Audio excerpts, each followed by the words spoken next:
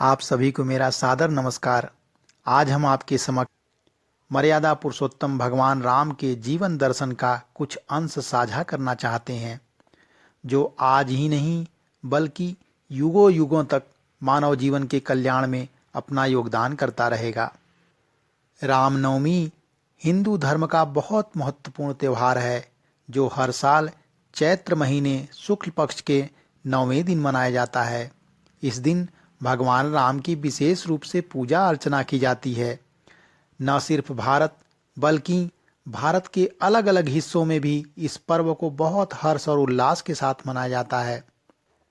भगवान राम के जन्म के विषय में गोस्वामी तुलसीदास जी ने रामचरितमानस में अपने दोहे के माध्यम से बहुत सुंदर वर्णन किया है।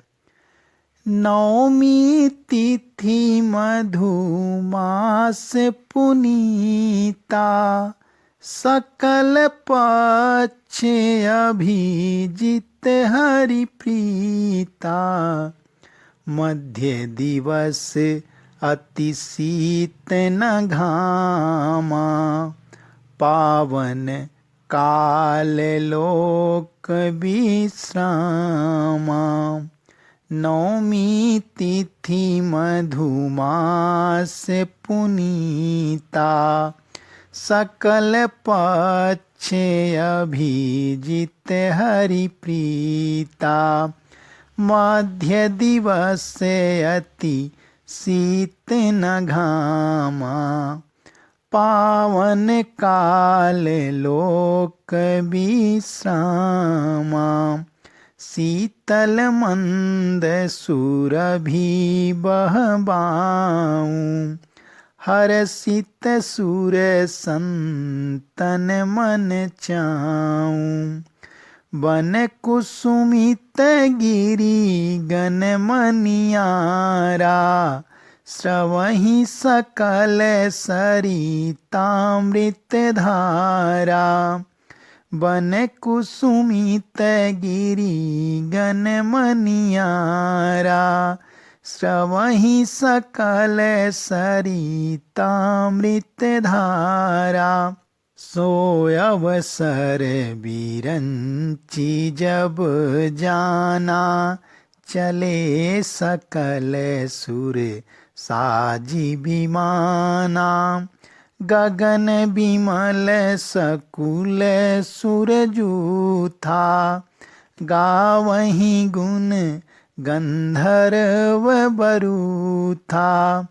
बरसहीं सुमन सुअंजलि साजी, गह गही गगन दुम दुभी बाजी। स्तुति करहि नाग मुनि देवा, बहु विधि लावहि निज निज सेवा। जी हाँ, भगवान राम के जन्म के समय पवित्र चैत्र मास का महीना था और नवमी तिथि थी। शुक्ल पक्ष और भगवान का प्रिय अभिजीत मुहूर्त था। दोपहर का समय था, ना बहुत सर्दी थी ना बहुत गर्मी थी। वह पवित्र समय सब लोगों को शांति देने वाला था। माना जाता है कि भगवान राम का जन्म इक्ष्वाकु वंश में हुआ था। पौराणिक कथा और धर्मशास्त्रों के मुताबिक इस वंश की स्थापना भगवान सूर्य के पुत्र राजा इक्ष्वाकु के द्वारा की गई थी। इसी कारण भगवान राम को सूर्यवंशी कहा जाता है। पौराणिक मान्यताओं के मुताबिक भगवान राम ने 11,000 वर्षों तक राज किया था, इसलिए इस युग को राम राज्य के नाम से जाना जाता है। देखिए, रामचरितमानस में कितना सुंदर वर्णन किया गया है भगवान राम के बारे में। राम भक्ति जह सुर सरिधारा, सरसई ब्रह्म विचार प्रचारा। विधि निषेधमय कलिमल हरणी, करम कथा रविनंदनी बरनी। हरिहर कथा विराजति बेनी, सुनत सकल मुद मंगल देनी। बटु विश्वास अचल निज धर्मा, तीरथ राज समाज सुकर्मा। सबहि सुलभ सब दिन सब देसा, सेवत सादर समन कलेसा। अकथय अलौकिक तीरथ राउ, देई साध्य फल प्रगट प्रभाव। मर्यादा पुरुषोत्तम श्री राम भगवान विष्णु के 7वें अवतार हैं। इन्होंने त्रेता युग में रावण का वध करने के लिए इस पृथ्वी पर जन्म लिया था। उनकी माता कैकेयी की आज्ञा का पालन करते हुए उन्होंने 14 वर्ष का वनवास स्वीकार किया था। भगवान श्री राम ने कभी भी अपने जीवन में मर्यादा का उल्लंघन नहीं किया। भगवान राम ने विषम परिस्थितियों में भी स्थिति पर नियंत्रण रख सफलता प्राप्त की और उन्होंने हमेशा वेदों और मर्यादा का पालन किया। स्वयं के सुखों से समझौता कर उन्होंने न्याय और सत्य का साथ दिया। भगवान राम के ऐसे गुण जिनके कारण उनको मर्यादा पुरुषोत्तम कहा जाता है। सुनिए किस प्रकार के गुण थे भगवान में। भगवान में सहनशीलता और धैर्य विशेष गुण था। अयोध्या का राजा होते हुए भी श्री राम ने सन्यासी की तरह अपना जीवन व्यतीत किया। यह उनकी सहनशीलता को दर्शाता है। भगवान राम बहुत दयालु स्वभाव के थे।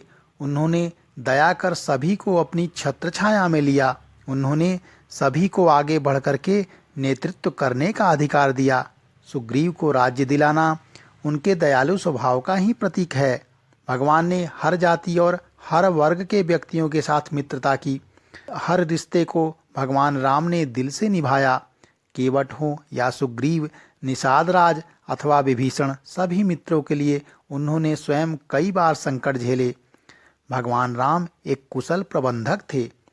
वे सभी को साथ लेकर चलने वाले थे। भगवान राम के बेहतर नेतृत्व क्षमता की वजह से ही लंका जाने के लिए पत्थरों का सेतु बन पाया। भगवान राम ने अपने सभी भाइयों के प्रति त्याग और समर्पण का भाव रखा और उन्हें स्नेह दिया। इसी कारण से भगवान राम के वनवास जाते समय लक्ष्मण जी उनके साथ वन को गए। यही नहीं, भरत ने श्री राम की अनुपस्थिति में राजपाट मिलने के बावजूद भगवान राम के मूल्यों को ध्यान में रख करके सिंहासन पर भगवान राम की चरण पादुका रखी और जनता की सेवा की। भगवान श्री राम को मर्यादा पुरुषोत्तम इसलिए भी कहा जाता है कि भगवान विष्णु ने ही श्री राम के रूप में धरती पर अवतार लिया ताकि संत जनों पर बढ़ रहे राक्षसी अत्याचार को खत्म किया जा सके। अन्य राजकुमारों की तरह ही श्री राम का भी जन्म हुआ, लेकिन वो मर्यादा पुरुषोत्तम कहे जाते हैं। कैसे वो मानव जाति के लिए असत्य पर विजय पाने वाले विजयी पुरुष बने। तुलसीदास जी ने लिखा है कि जब पृथ्वी पर रावण का अत्याचार बढ़ा और धर्म की हानि होने लगी, तब भगवान शिव कहते हैं, राम जन्म के हेतु अनेका, परम विचित्र एक तेका। जब जब होई धर्म की हानि, बाढ़हि असुर अधम अभिमानी। तब तब प्रभु धरि विविध शरीरा, हरहि कृपा निधि सज्जन पीरा। तब तब प्रभु धरि विविध शरीरा, हरहि कृपा निधि सज्जन पीरा। अर्थात असुरों के नाश हेतु और धर्म की रक्षा के लिए प्रभु तरह तरह के अवतार लेकर के सज्जनों की पीड़ा हरते हैं। श्री राम की जन्म कुंडली बताती है कि श्री राम की कुंडली में उच्च ग्रहों का अप्रत्याशित योग ही उन्हें मर्यादा पुरुषोत्तम बनाता है। श्री राम विष्णु के 7वें अवतार के रूप में जाने जाते हैं। इस अवतार में विष्णु ने सामान्य मानव की तरह व्यवहार किया और समाज में रहे। बिना किसी चमत्कारिक शक्ति के राम ने एक सामान्य इंसान की तरह जिंदगी व्यतीत की और सामान्य जनमानस के लिए एक नया उदाहरण प्रस्तुत किए। रघुकुल नंदन श्री राम एक आदर्श व्यक्ति के तौर पर समाज के हर वर्ग और व्यक्ति के साथ हमेशा खड़े दिखाई दिए। भरत और शत्रुघ्न के लिए आदर्श भाई के रूप में दिखाई दिए। पिता के लिए आदर्श बेटा बनकर के राम ने नई सुकीर्ति गढ़ी, जिसके तहत कहा गया है कि प्राण जाए पर वचन न जाए। पिता के वचनों को रखने के लिए भगवान राम ने वन गमन किया और अनेक दुख सहे। प्रजा के लिए राम सदा नीति कुशल राजा के तौर पर दिखे। जनता की रक्षा करनी हो अथवा नए समाज की परिकल्पना, राम ने सदैव उच्च विचारों से प्रेरित होकर के न्यायप्रिय राजा के जैसा व्यवहार किया। तभी तो राज तिलक से पहले ही जब राम को वनवास का आदेश मिला तो पूरी अयोध्या एक साथ विकल हो उठी, रो पड़ी। लक्ष्मण भगवान राम के साथ सदैव रहते थे। जब मेघनाथ के बाणों से लक्ष्मण अचेत हुए तो सबसे पहले भगवान राम घबरा करके व्याकुल हो उठे, रोने लगे। तब एक व्याकुल और अधीर भाई की छवि राम के भीतर दिखाई दी, जिसे लौटकर पिता और भाई की पत्नी को जवाब देना था। भगवान सुग्रीव के लिए एक परम हितैषी मित्र की तरह दिखे। सुग्रीव और बाली के युद्ध में राम ने छल से बाली का वध किया। भगवान राम विभीषण के लिए परम सहायक सिद्ध हुए। राम जानते थे कि विभीषण हर अवस्था में उनका साथ देंगे, लेकिन इसके लिए राम ने प्रतीक्षा की। रावण की मृत्यु का भेद बता करके रावण का वध करके राम चाहते तो लंका पर भी राज कर सकते थे, लेकिन उन्होंने विभीषण को लंका का राज्य सौंप दिया। भगवान श्री राम एक बेहतर विद्यार्थी का उदाहरण स्थापित किए। कोई व्यक्ति हमेशा संपूर्ण ज्ञानी नहीं हो सकता। उन्होंने कई मौकों पर शिक्षा देने वाले शिक्षकों का सम्मान किया। जब रावण की मृत्यु हुई तो श्री राम उसके चरणों की तरफ बैठे और रावण से ज्ञान लिया। उन्होंने लक्ष्मण से भी यही कहा कि जब ज्ञानी ज्ञान दे तो उसे सिरोधार्य करके ग्रहण जरूर करना चाहिए। भगवान ने जात पात के खिलाफ एक सर्वोच्च उदाहरण प्रस्तुत किया। सबरी के जूठे बेरों को श्री राम ने उतनी ही लगन और चाव से खाया जितने चाव से सबरी ने बेर दिए थे। श्री राम ने इस संदर्भ में जात पात और वर्ग भेद के विरुद्ध बहुत ही सुंदर उदाहरण प्रस्तुत किया। चैत्र शुक्ल नवमी आर्यों व हिंदुओं का ही नहीं अपितु संसार के सभी विवेकशील लोगों के लिए आदर्श मर्यादा पुरुषोत्तम श्री रामचंद्र जी का जन्म दिवस का पर्व है। इस पर्व को रामचंद्र जी के भक्त अपनी अपनी तरह से सर्वत्र मनाते हैं। हम वैदिक धर्मी आर्य हैं और मर्यादा पुरुषोत्तम श्री रामचंद्र जी वैदिक धर्म के साक्षात क्रियात्मक सत्य इतिहास रूप हैं। उन्होंने ईश्वरीय ज्ञान वेदों द्वारा स्थापित सभी मर्यादाओं का पालन किया और यह सिद्ध किया कि वैदिक शिक्षाएं पुस्तकीय ज्ञान न होकर के वह पूरा का पूरा जीवन में धारण और पालन करने के योग्य हैं। आज श्री रामचंद्र जी का जन्म दिवस का पर्व हमें यह अवसर देता है कि हम उनके जीवन के गुणों का चिंतन व मनन करें और उसको आत्मसात करें। आज की आधुनिक संस्कृति खाओ पियो और जीवो में विश्वास रखती है। इसको मानने वाले लोग पर जन्म में घोर अंधकार को प्राप्त होकर के जन्म और मृत्यु के बंधन में पड़कर दुख सागर में जन्म जन्मांतर में अपने कर्मों का भोग करते रहते हैं। वेद सृष्टि के आरंभ में ईश्वर प्रदत्त वह ज्ञान है जिससे मनुष्य की सर्वांगीण उन्नति होती है। मर्यादा पुरुषोत्तम राम वह आदर्श मनुष्य और महापुरुष थे जिन्होंने अपने जीवन को वेदमय बना करके वेद की हर शिक्षा का यथावत पालन किया था। श्री राम का जीवन सर्व मर्यादाओं का एक उत्तम आदर्श है। जब किसी सूर्यराज्य का उदाहरण देना होता है तो हम राम राज्य शब्द का प्रयोग करते हैं।